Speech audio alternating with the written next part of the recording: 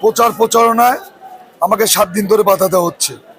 এমন কোনো ইউনিয়ন নাই যে আমাকে বাধা দেওয়া হয় নাই। আমি যেখানে গেছি আমাকে লক্ষ্য করে মিছিল মিটিং করা হয়েছে। আমার নারী কর্মীদেরকে জোর করে এলাকা থেকে তাড়িয়ে দেওয়া হয়েছে। এলাকায় ভোট চাওয়া যাবে না, সুলতান সালাউদ্দিন টুকু এবং ধানের শীষ ছাড়া এখানে ভোট চাওয়া যাবে না।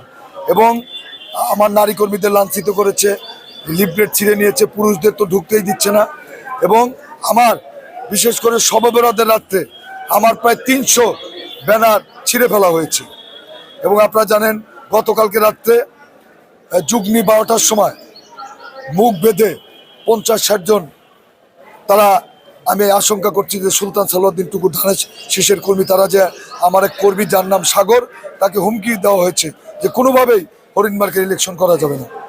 তখন আমি প্রশাসনকে জানিয়েছি, তারা সেখানে দ্রুত ছুটে গিয়েছে এবং এর সত্যতাও পেয়েছে। এবং আগেও তো বলেছি আমার প্রায় 12টি অফিস ভাঙচুর করা হয়েছে। এবং গতকালকে দাইন্যা ইউনিয়নে লাবু চেয়ারম্যানের নেতৃত্বে আমার ছাত্রদল কর্মী আদিকে নির্মমভাবে পিঠে পেটানো হয়েছে। এবং আপনারা জানেন যে গতকালকে আরেকটা ঘটনা করেছে, বাগিল ইউনিয়নের 4টা গ্রামে সর্বহারার নামে লিফলেট বিতরণ করা হয়েছে। ভোটারদের যাতে ভোট কেন্দ্রে না আসে সেজন্য নিরস্ত্রিত করা হয়েছে। তারপরে আমি এখনও রিটার্নিং অফিসার সহ প্রশাসনকে এগুলো জানানোর পর তারা শুধু বলছে যে তদন্তাধীন আছে।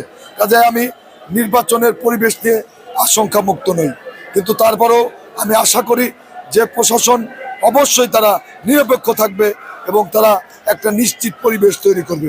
আমার প্রশ্ন হচ্ছে, আমি যে জায়গায় যাই ভোটাররা আমাকে বলছে যে আমরা কি ভোটটা দিতে পারবো, আর ভোট দিলে কি রেজাল্ট ধরে রাখতে পারবেন?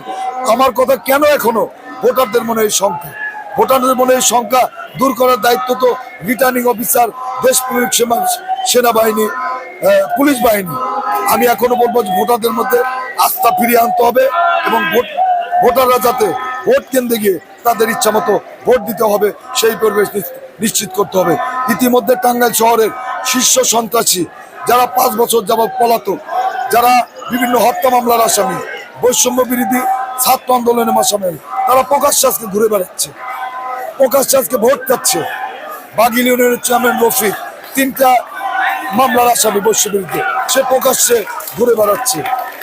সিলিমপুর ইউনিয়নের চেয়ারম্যান, সাবেক চেয়ারম্যান এবং একজন কমিশনারের নাম শুনছি 12 হত্যা মামলার আসামি, তিনি প্রকাশ্যে টাঙ্গাইলে অবস্থান করে ধানের শীষের পক্ষে ভোট দিচ্ছে। এগুলো কিসের আলামত? একদিন তো তারা ঢুকতে পারলো না, এটা মনে করি না। আমি মনে করি যে নির্বাচন সুস্থ হতে হবে। এলো খবরের কাগজ, নিখাদ, নির্ভীক, নিরপেক্ষ।